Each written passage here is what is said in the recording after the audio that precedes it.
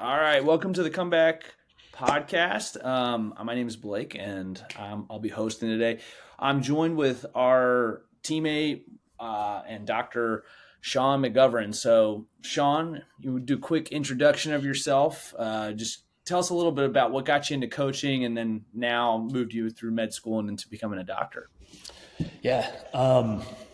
And kind of the classic story, I was pretty beaten down from, at the time, probably 20, 25 years of skateboarding, just busted up ankles, couldn't do much with the body, not healthy in general.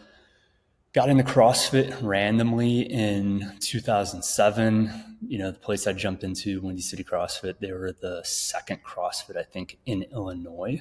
Maybe the first or second in Chicago. I can't remember if CrossFit Chicago was open yet, but and it was to die for back then in the model of like Fight Club, right? There was like a pull-up bar, a couple barbells, and then it was like quick warm up, and then it was like, hey, you and you go, right? And it was pretty sweet. But that definitely got me interested in things beyond just traditional bodybuilding, which I have nothing against, but that and just endless running and things like that, with very little purpose outside of like, imagining what fitness should look like.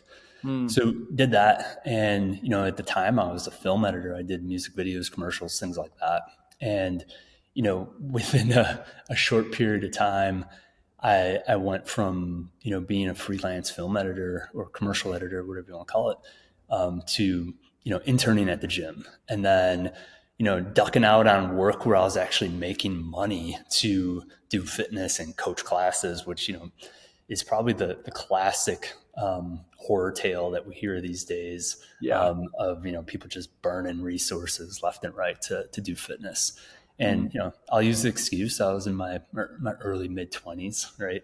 But realistically, I dog it a lot, but I wouldn't be where I am without that today. So it's just funny because it was like I was giving away a 6-figure job to make like $15 an hour, right? But it's like, oh, and not that I didn't like what I was doing, but I was like completely enthralled, and as I've said before a lot, I was like, Glassman, you could just listen to him back then.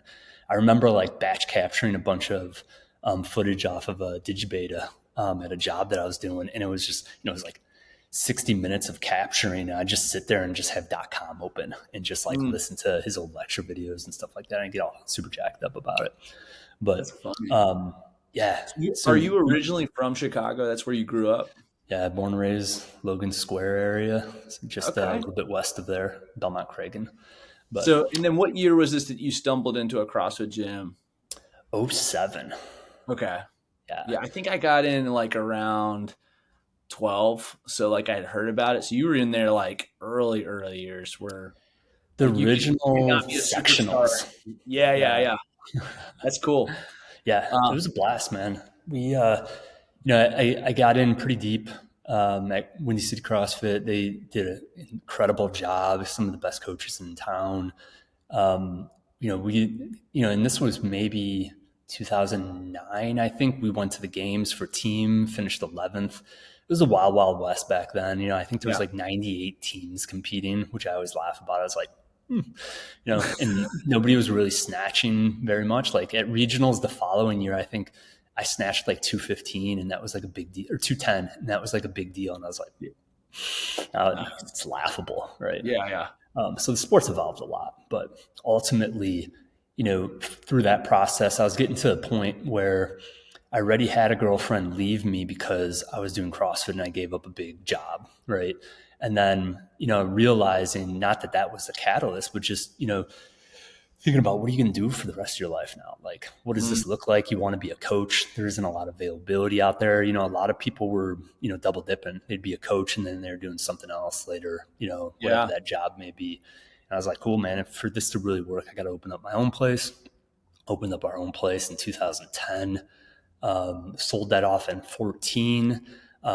Through that process, I really I looked at blog training and just general training in like with a new perspective of like, hey, why are there so many people getting different results from it?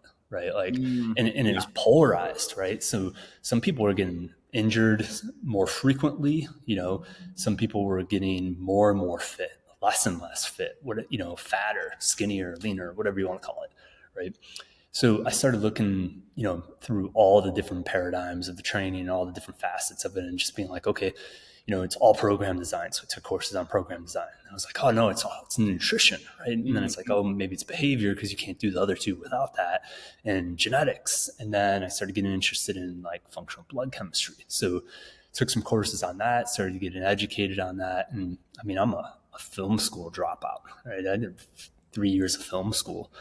And I was like, man, science stuff is crazy. But I had the motivation, the intrinsic motivation of like wanting to learn this stuff, right? So no traditional background, just all self-taught, very like just driven to understand this stuff and like why, what we needed to do to get people stronger, faster, whatever the case may be, right?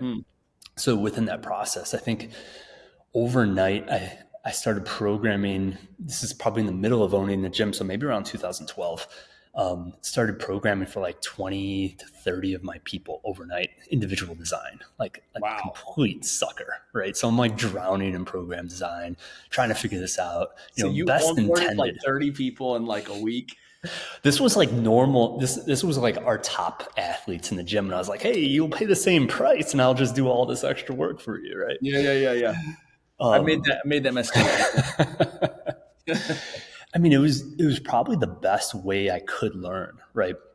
Fortunately, nobody got hurt. Like most people from, recollection, this is like 12 years ago, most people got more fit, right? Like our team did relatively well in general. Our individuals were doing good, all that kind of stuff. So it was a win, but I was drowning in work, right?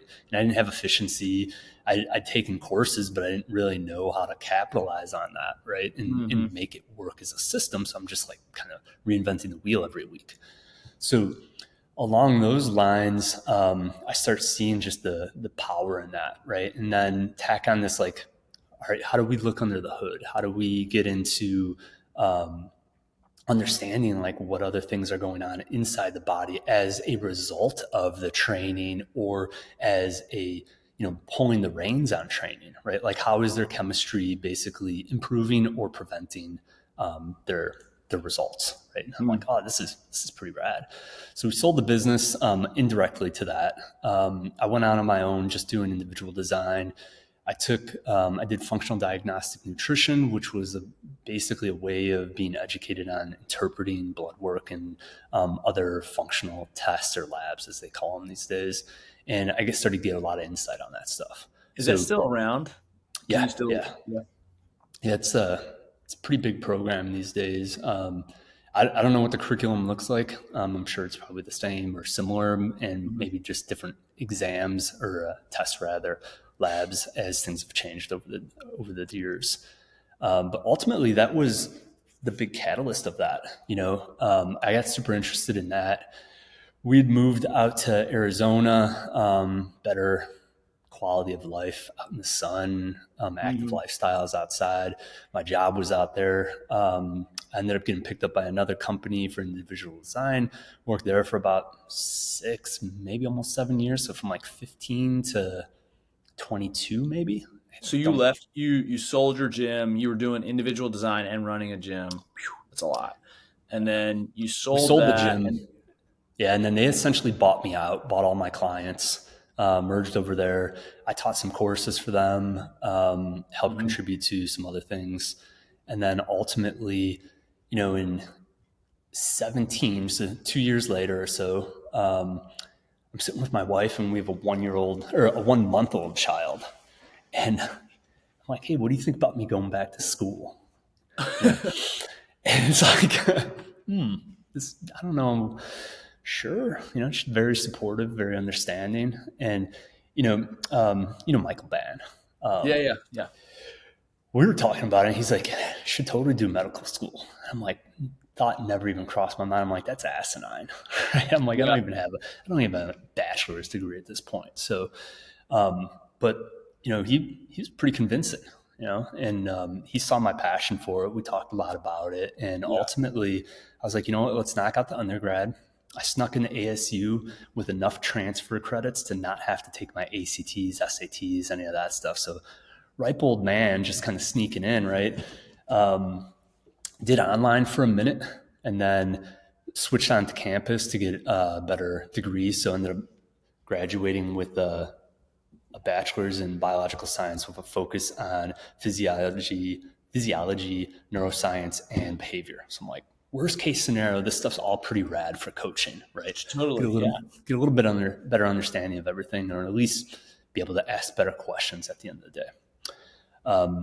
So I think I ended up transferring 50 credits. So I had to knock out like 124 or something like that. So I did 6 back-to-back semesters, including summers. So I was doing like 20 to 24 credits a quarter. How many people were you coaching at the time too? 80. That's a lot. That's a busy schedule. Yeah. So you had to learn how to be efficient. Dude, and that's, realistically, that was what was helpful, right? So it was like, what time of days do I get away with programming the best? How can I move my stuff around? And, I had the advantage of being able to make my own schedule consults whenever I needed to, so I could bend all that stuff around classes, right? And still be home, have a wife that appreciates me and likes me at the end of the day, a kid that recognizes my face, all that kind of stuff. But ended up graduating, rolled into medical school right after that. And ultimately, those 21 to 23 credits, whatever it was at ASU, started to seem silly because we rolled into like 34 credits a quarter in medical school, while still holding, for the first 2 years or so, I held the same amount of clients. I think I was down into the 60s at that point. And then they just kind of started trickling off. And as I lost people for whatever reasons, I never really went after more folks. And then by year 3, when we were in clinic, I think I just like killed off most of my clients. Just transferred them to other coaches, kind of politely bowed out at that point, just because it wasn't even realistic anymore. Because unlike MDs who finish their first 2 years of academia and then go into wow, why am I blanking on the word? Like residency? Residency, yeah. Mm-hmm. I've been up since 3:30. It's been an early morning. When we go into our clerkships, which would be adjacent to that, we're still in classes at the same amount of time. So we're juggling both at the same time, and I got classes going, and it was complete chaos. So we finished up that. Did your wife have to work through a lot of this? We had her out of work for all of my second year because I was bringing in enough income to cover that. And then as I transitioned into the third year, Lord blessed us with a good job for her. She kind of just turned her LinkedIn on and boom, got a great job. Was able to cover my butt during that and not just have to live off of loans for that matter, Yeah. That's awesome. Yeah, and the school process was great, man. I learned a lot. I was hoping for more answers, the type of things that as a coach keeps you up at night and you're just like trying to figure stuff out and you can't see the answers clear enough throughout the research or anything that's published. And, I got some of those answers, but ultimately got better questions and continue to find better questions and look for better understandings. And I found myself in regenerative medicine at the end of the day and lots of non-pharmaceutical approaches at dealing with pain, prolo, PRP, perineural, all types of things along those lines, as well as mesenchymal cells and pulling that from all different tissues and whatnot. And ultimately, finished school and we were like, I got this background in strength and conditioning for like the last 17, 18 years.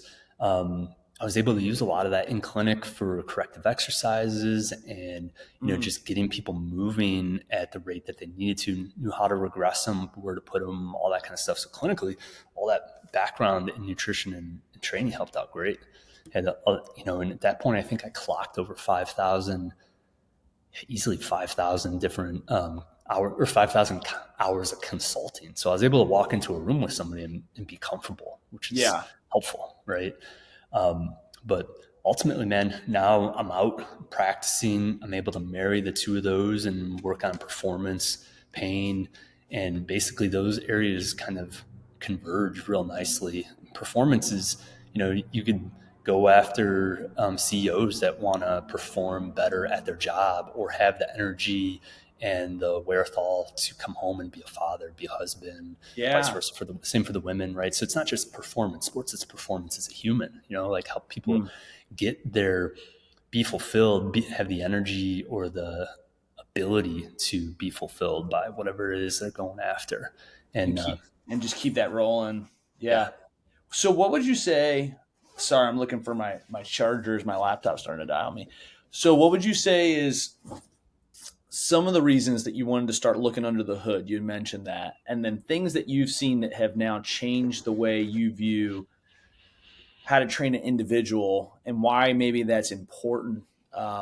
And just give like maybe a couple examples. You don't have to name anybody, but like things that you saw that changed the trajectory of how you train them and how you even did their nutrition. yeah.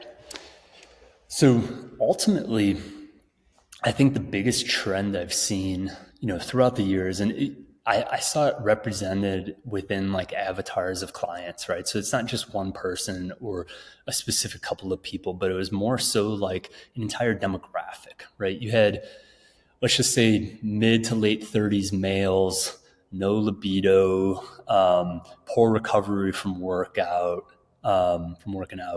and then ultimately, maybe slight increases in body weight over time and not muscle, right? Mm. And struggling, right? Dieting for maybe 5+ years, not really seeing anything, and you can make your own assumptions through looking at that, but as a coach, you're not diagnosing anything. And then you go to clinic and you see the same thing, only with different stressors, right? So we think of stressors as like predation, extreme temperatures, famine, right? Those are kind of your top three, right?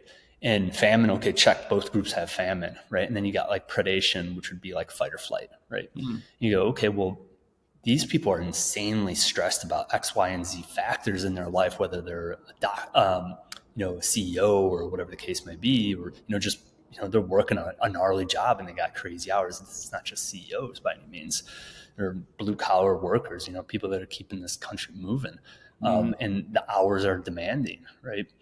And then on the other side, you got people that are training, possibly overtraining. You're like, oh, there's something. Okay, those are both stressors, right?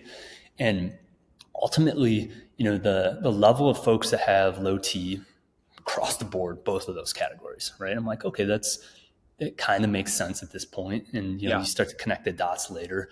You're like, you're under eating, you're overtraining. There's this HP dysfunction within that whole axis. And you're starting to shut down production, trying to rob Peter to pay Paul, the whole 9 yards on that, right?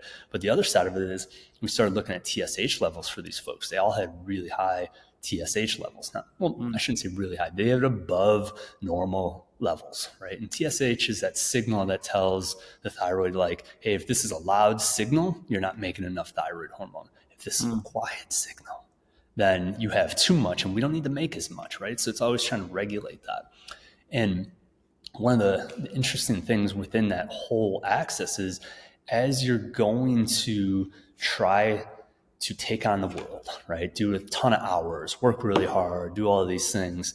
Ultimately, your need for cortisol, Mm. depending on your perspective of stress, B, the amount of physical work that you're doing, C, your nutrition, glucose levels, ability to sleep, recover, all those things are all going to be contributing factors.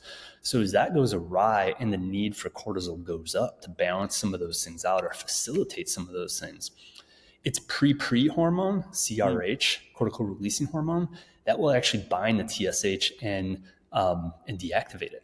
So even if you're Mm. cranking out TSH, which is your primary signal for thyroid, it starts to bind to that, decrease the amount of thyroid being produced, and then ultimately puts a lot of these people in what I would now call like a subclinical thyroid, right? Like back then, you're just like, oh, you're tired or you're burned out or you got adrenal insufficiency or something like that. It's like, oh, maybe who cares? Whatever, call it whatever you want. But Yeah. ultimately, that's what was occurring, right? So what happens then is, we have thyroid receptors on all of our cells, right? So now all of a sudden, everything's being down regulated from the thyroid side. One of the big things it does is it regulates your sodium potassium A's channels, which control water in and out of cells and things like that. Because every time it's an ATPase, so Every time you try to do that, it costs an ATP in the body. And then, the body with all this like brilliant design to it goes, hey, that's really expensive. We're not eating enough. So let's chill that out. We'll pull some of those channels out, those transporters, and, we'll spend less energy every day. Right. And it's like, okay, cool. Now you have less of that. So water is a little bit harder to manage amongst all these other things. Right. And then on the flip side to it is you're going to start deregulating or downregulating your mitochondria. So now your ability to convert fuel to energy is getting smaller and smaller and smaller, which means your BMR is going down, which means your TDEE, your total daily energy expenditure, is going down. So that means at the same time, not only are you recovering more poorly every day, but also now eating the same amount of calories. And you could have been dieting for the last year. You're at 1,200 calories. Now you're getting fat on 1,200 calories because your BMR's dropping more and more. Right. And this is all, an increase and exacerbated amount of an allostatic load, like all your stressors from coming from all different angles, right? So now I'd say me looking at any general person, I'm right off the bat looking at how much are you eating, right? And most people are like, oh, if I eat any more, I'm going to get heavier. And it's like, your 1,200 calories isn't sufficient. Right? Like maybe you're at maintenance right now, but that's not where you should be. You're a 190-pound male that's 5'10". Yeah. And you're training, let's just say like 6 hours a week, 8 hours a week. Like, no, that's not enough. Yeah. So we need to think about why that's not enough. Just pure volume, you'd be like, well, what if it's enough energy to get it done? It's like, well, your performance is compromised. Let's just be honest, like 1,200 calories, get real. But ultimately, if you're just bringing in food as well, the sheer amount of vitamins and minerals that you get from 1,200 calories, assuming it's clean food, isn't sufficient for your height and body weight, right? Or even your age or whatever, right? Because the RDA arguably changes with age and need, right? So things like that I find incredibly interesting, all the way down to, you go into blood work and you're like, all right, cool. This same person has high cholesterol. Yeah. You go, oh, okay. So you're not making testosterone. Maybe you're starting to get compromised on the adrenal side. So cortisol and testosterone require LDL cholesterol, right? Now, the interesting part is if you're not converting, right, you're not making it anymore. Let's stick to the testicular side or the gonadal side for anyone that needs to make their androgens and their estrogens, but we're not converting. So what if you keep bringing in your liver's constitutionally making LDL cholesterol, right? Because the body knows like, hey, we need to convert this stuff to sex hormone, right? But you're now, because of this high stress level, because just like with the thyroid, you got CRH, it also binds to gonadal releasing hormone, which will block FSH and LH from being released, which will stimulate in males, Leydig cells for testosterone or Sertoli cells for sperm, right? So now you got infertile, impotent men from too high of stress, right? And low calories, tack that on top of it, another stressor, right? Wow. And the body's still going, yo, we need to make this stuff. And so it's cranking out more and more cholesterol.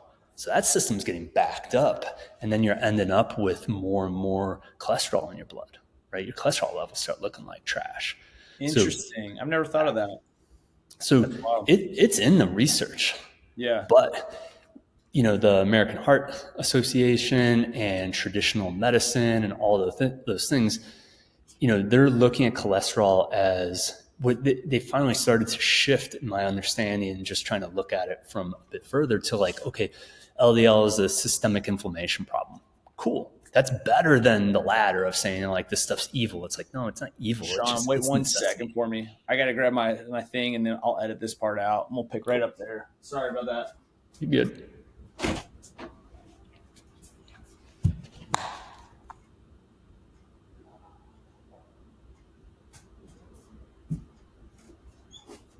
I was at like 4% and I'm like, it's not going to make it. That's wild, man. Like I never understood that connection between the cholesterol part that you just explained very well. It gets in your bloodstream like that. That makes total sense now, though. But keep going with that. So, like, I'll give a quick example. of when I started thinking about like having to understand a little bit about labs and working with clients was I worked with a coach a couple of years ago who got a client who was doing a subscription model that I won't say, so we don't blast anybody. And they were overtraining and they were like shredded, great CrossFitter, really in good shape, but started working with this coach, got their labs done, and it was so poor. They got it done through life insurance. Their life insurance actually had a higher charge for this person because their labs looked so bad. So they said he asked the life insurance company if he could do it in a month again, and all this coach did was basically get him to eat more, right? Lower some of his volume down, and he redid his labs, and they looked so much better. Like, and so it saved him money though, right? Like it saved him a monthly bill that like would have been higher, and it was just wild to me because it makes me realize like health isn't always what you see on the outside, right? Like there are a lot of people who can perform well, look great, and like under the hood, they're dying. And so maybe you can speak to some of like how in your coaching practices, because of this, what are some of the first couple things you try to look for when onboarding a new client and how this process works to kind of check some of those markers? Yeah. Well, just to start off, I remember back at my ASU days, I actually took like a anthropology class around like food and diet and stuff like that. And it was super interesting because, the idea of six pack abs is such a social construct and recent to maybe the last 100 years tops, where you go to like South America or some more, because that was one of the places, I can't remember which country specifically, that a lot of their research in this class took place, but they'd show pictures of people with abs to somebody and like kids, like 8 to 12-year-old kids, and they're like, hey, what do you think? And they're like, that's gross. Or they must be poor, right? Because they're like, why are they so skinny, right? Yeah. Like, so it's such a strange concept. And I think if I remember correctly, so I'm not going 100% on this, but I think like the Samoan culture was one of the last ones to start shifting into like, oh, that's attractive, because usually before it was like, if you were big, you had enough money to eat what you wanted to, and I'm sure there was a whole cultural thing that I'm going to miss, and so I'm not even going to go beyond that. But it's a new concept in general, so we can't even say that being. I think we even know from bodybuilders that being too lean at some point, like hormones start getting jacked up, right? Like everything starts to fall apart. But bodybuilding's a sport, and there's going to be I did a trade-off bodybuilding in every show sport. like 4 years ago, and the biggest thing that was the hardest part was trying to get my work done with like my brain power. Like I had nothing in my brain. I was definitely like, people were making fun of me. I was like doing a lot of personal training at the time. I couldn't count reps anymore for people. I'm like, I don't know what rep, I don't know what number you're on. Like I lost track around 3. Yeah. And I was just so sodium depleted and mineral depleted. It was just like jacking my brain up. So I can imagine. it's real. That stuff is that's wild. Yeah. But it's a sport, right? It's no different than, putting your cardiovascular health to risk being a 300-pound lineman that's 10% body fat. 10% that BMI is the same. And people want to dog BMI, but like BMI is relative to the amount of vasculature your body has to create to pump blood to all those tissues, because one cell needs to be within like 10 microns from a blood source, or like 5 or 10 cells width essentially from a blood supply. So if you have more mass, whether it be muscle or fat, that's more mileage of capillaries, veins, arteries, anything that your body, and that means that's more pressure that the heart needs to pump out. So it hurts either way, right? Whether you're fat or lean or whatever, right? BMI is BMI, right? So would you say as a doctor, you still pay attention to BMI as a good health marker for someone's vitality? Absolutely. Absolutely. Because how you look is not indicative of how you feel, right? Just like your example of the guy with the life insurance, right? They're not one-to-one, and I can think back to training folks in my early days of personal training and such, where, they're like, oh, I want 6-pack abs, right? And you're like, all right, cool. You're not drinking wine anymore. You're going to bed at 8. You're weighing and measuring all your food, blah, blah, blah, blah. and they come back and they just, they finally got their abs. And you're like, dude, nice job. You hit it. They're like, yeah. They're like, so do you like, Hate what do my you life. think? They're like, 100%. They're like, I hate it. I haven't been out in weeks. My friends are like, what's wrong? And this is all like cultural funny stuff, right? That we can laugh about. But ultimately, like, dude was miserable, right? Yeah. So there's a happy medium, I would suppose, for most people, right? And a lot of people don't understand what it takes to do that. For And, sure. when it's laid out for them, they're like, oh yeah, maybe that doesn't seem so great, right? And there's going to be genetic freaks that don't have to try hard, and the outliers, everybody's always going to hate them, right? But maybe they suck somewhere else in life. I don't know. It's so true.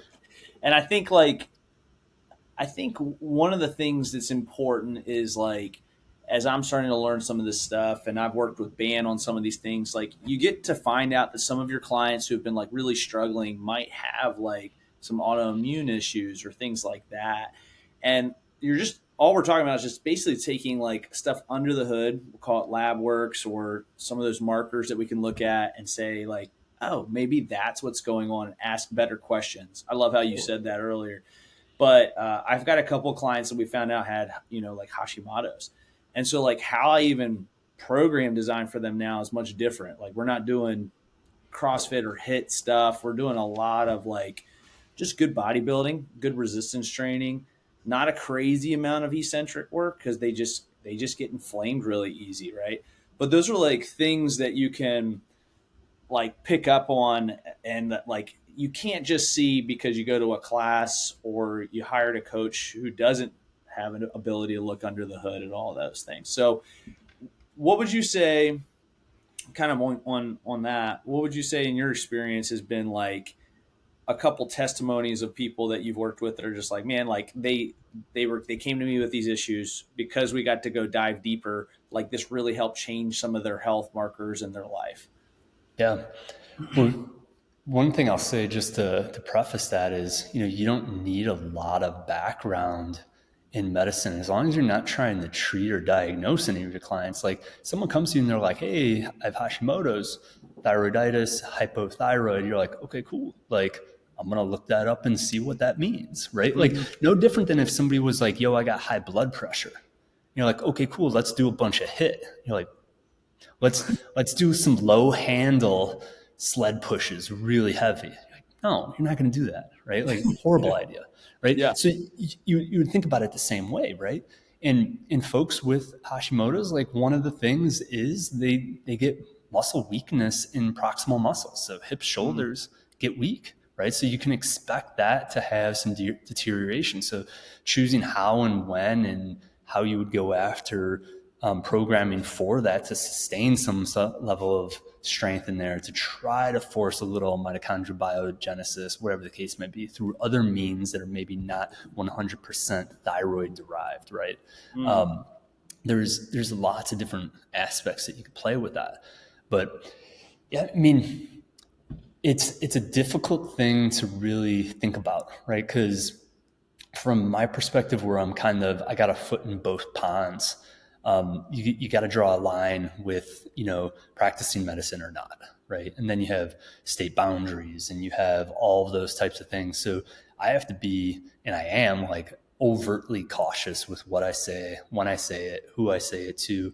And what that means is like people are going to ask questions, and now knowing the background, they're going to expect answers. And I'm like, hey, I got to very politely be able to say, hey, that, I'm not your physician. I can educate you on what's going on and maladaptations or things that are occurring within this. But like, I can't give you advice on that, right? That's not my place.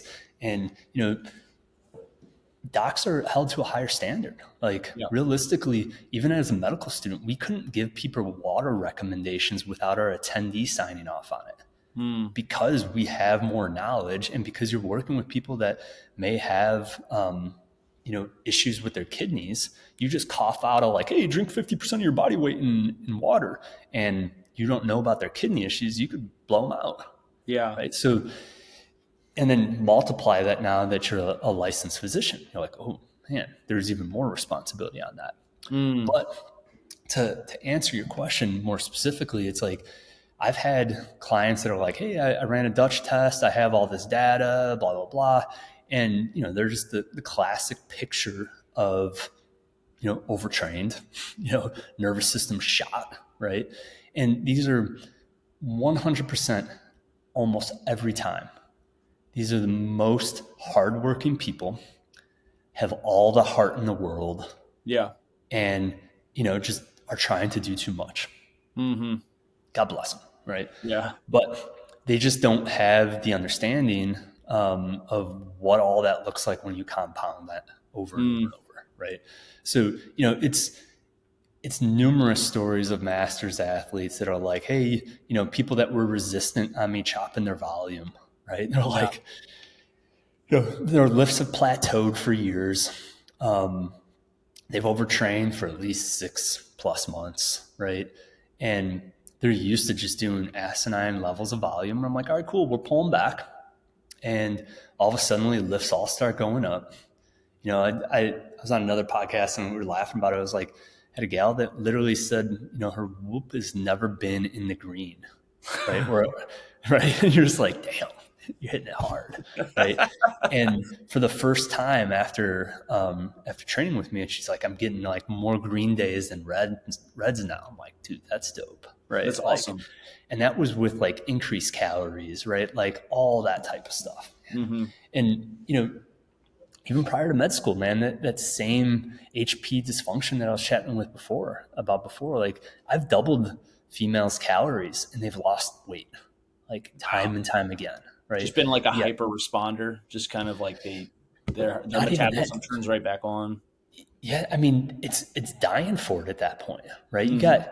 You got a 27-year-old female or so, approximately, eating 1,300 calories, training doubles 3 times a week, singles 2 days a week, hasn't lost weight in 6 months, right? Probably longer, gaining weight steadily. You're like, dude, you're hungry.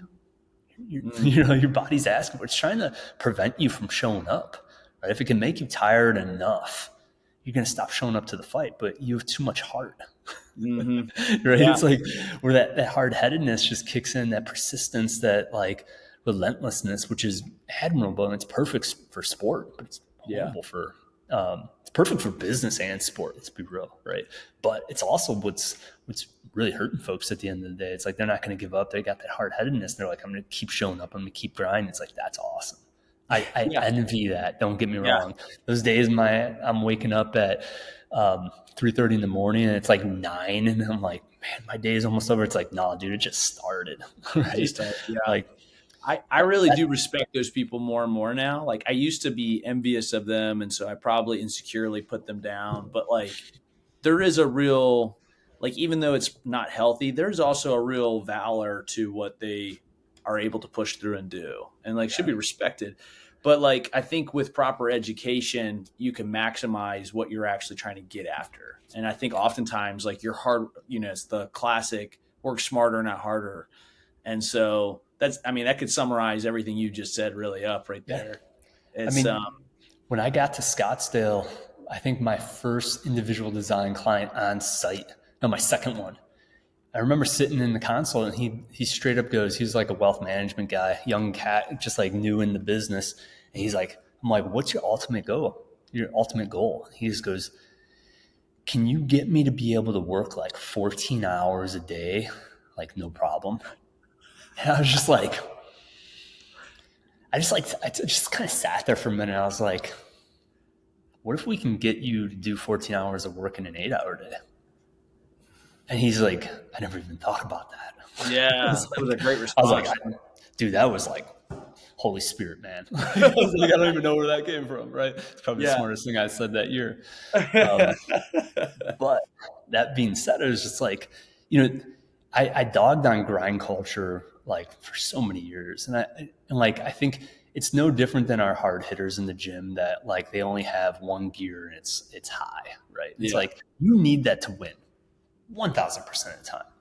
But you also got to look at it in the seasonality component. There needs to be a season that you're doing that. This isn't like a all year thing. Otherwise, it's going to be a bleh, right?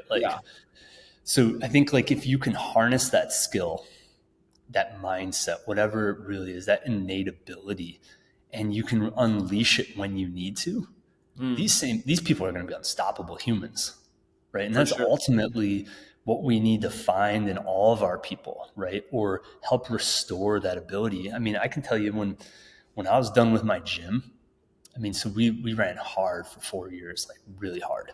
Well, relative. Who knows what really hard is? But for me, we pushed the limits, right, of what I was capable of at that time. And at that point, I was smoked. Mm. Like when we sold the business, like I was still working and doing individual design, but like I had zero drive for 6 months, right? Zero, right? And then rebuilt, got back. And then I think it was probably towards the end of undergrad. So this was probably like 2018, somewhere around there. Still had like 60 plus clients. I was killing work, just everything. I was so tired of fitness at that point. I didn't Yeah. train for like 18 months. I didn't work out at Not all. one, really. Probably like the last 6 months of like the 12 plus six, I probably like made multiple attempts to where I'd like come in, I'd knock a workout out, and then I wouldn't like make it back to the gym for another like 2 weeks. Right. Yeah. But it was like, it wasn't even like tired or resources. It was resentment. I was so fed up with fitness. Yeah. I was just so burnt out, like taking on way too much and then trying to do all this other stuff that I was just like, nah. I mean, 18 months is gnarly, right? Like It's a for some long people, I time. know they take like decades off, right? But for people that are in it, that are doing it, right? It's Yeah. like that was, I lost all that drive. So my point is, as a coach, we have this ability to help direct people with their nutrition, direct them with their training, periodize their nutrition, make all those pieces fit so that drive is there and they can Yeah. unleash that hell when they need to, right? Mm. In that season that requires it, right? And it's really just making them the best at recognizing their resources and then using them at the appropriate times. And are labs good for that? Great. Yeah, sure. Are they the end all be all? No.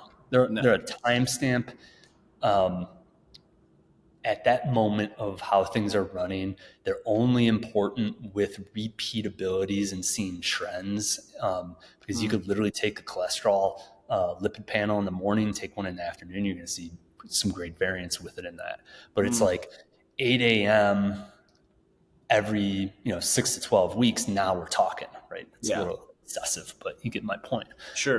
The trend is more important than the isolated, right? And even in clinic, man, someone pops some crazy numbers. The first thing you're going to do before diagnosing them is bring them in and do it again, right? Make sure Right. it wasn't a lab error, or they didn't tell you they're out boozing the night before and then they came in fasted. Great, but their liver enzymes are like through the roof, and you're like, oh my god, they're going to die. Right? It's like, no, you didn't tell me, and I couldn't smell it that you were still drunk when you took that test. Right? And that may or may not be a true story. Yeah. I got you. People are interested. What would you say? Because I'm eager now to just know you've done so many onboardings and coached so many people over the years. How many people would you say, just subjectively, like, do you think have the genetics to go hard all the time and kind of can keep that going for a long time and be okay? Yeah, that is Like, what percentage of people have you worked with that you're like, that person they just got good genetics, they can keep doing that? I mean, less than 5. Really? Yeah. Yeah, that's pretty low. Yeah. I mean 5%, right? That's 5 out of every 100. So, I mean, what is that? 1 out of 20? My math Yeah, is horrible. Yeah. I think that's I right. mean, I think that'd be pretty accurate. Mm-hmm. And it's not sexist. It's you're gonna see it in males and females 100%. Like, it's not just, hey, guys are more resilient, blah blah. It's like, Yeah, I think you're married, you got kids, man. Women are resilient as hell. Right? very. Like, Yeah, can snap back from building humans that are stealing all their nutrients, and then changing the structure of their body at the same time. Like, it takes a lot to do And to that. like mentally being like very strong through all that, and like sleepless. Yeah. That's And to be able that's to where I'm most operate. impressed with my wife. My wife can do it. Like, she does not go crazy with our kids coming to wake her up. I am like, do not come to my side of the bed. I will Yeah. deal with you in the morning early, but not now. Yeah. Yeah. Well, man, Yeah, man. Some this people has just been have it. great. Yeah, I appreciate your time and your expertise. If Yeah, so just like for our listeners, while they're kind of chiming in, like what we do is we, not only we get to work with one of our coaches, but if you're on our elite package, quarterly we send over lab work for Sean to kind of help work with us and you on. And so what that looks like is we do a deep dive, like we were talking about in the podcast, and he's talked about consistently. We want to do that quarterly because we can kind of see trends. That's when it's most helpful. So just because your testosterone last year was 950, it can change, like you said, in a week or two. I don't know what mine is, but I can swear sometimes I feel like it goes down in a day. Uh, like I'm fatigued, tired, and cranky. But anyways, so one of those things is that we want to make sure that you guys have a just one-stop shop with Comeback Athlete, and that we're really trying to really give that best opportunity to work with all the things we have in front of us to help you enjoy fitness, enjoy who you are, and live through fitness, not for it. So, um, Blake, I as think one we, of the good things to recognize too is through that lab work, it's really advocacy, right? It's an opportunity to educate um, the comeback athlete clientele on what is being shown on those labs, and then give them the information and the questions to then talk to their docs about, right? So a lot of what we don't get these days is answers, right? The typical MD, and I'm not going to crap on MDs, there's good ones out there, but the typical model, insurance-based model, is you got 15 minutes tops, right? yeah, And there's not a ton of education in there. There's a, hey, do this, don't do that. See you in 6 months, right? And that's what's learned, right? It's nobody's fault other than the higher ups, right? But ultimately, that doesn't give you any baseline knowledge. You don't know what questions to ask, anything like that. So what we're not doing is diagnosing. We're not doing any of that. We're not giving you answers to problems in here. We're looking at these things and we're going, hey, your trend has gone up. You're probably going to want to talk to your doctor about this. These factors in life could be contributing to that, right? There's all types of things like that. Like, you're going to want to talk to your doc about changing your diet, see what they think about X, Y, and Z. Give them provide your folks with resources. That's really what it comes down to. Like, hey, these are things that you have to know about this. These are the generally widespread accepted reasons for what increases or decreases these values.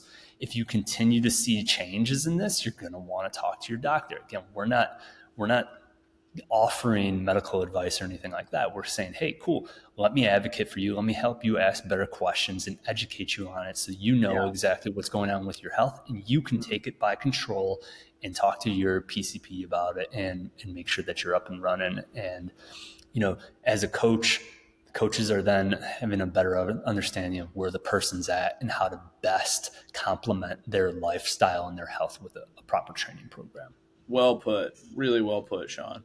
Well, man, I appreciate you. If people wanted to find you or reach out for more questions, where can they get a hold of you at? Instagram is the best, at Dr. Sean McGovern, at DrSeanMcGovern. Awesome. I'll add that in the notes at the end. And again, thanks for listening to us. And if you're interested in starting with one of our coaches, head on over to comebackathlete.com and apply through our application on there, or you can go to our Instagram, Comeback Athlete, and it is in our bio. Thanks, guys. Thank you.